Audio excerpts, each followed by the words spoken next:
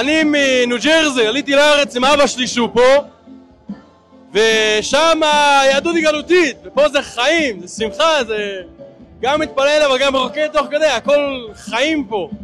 אז בשביל זה באנו לפה. באנו עוד פעם לשאוב פה שמחה ורוח הקודש ושמחת החג, ולהתפלל לקדוש ברוך הוא שישמח אותנו כמות אין איתנו.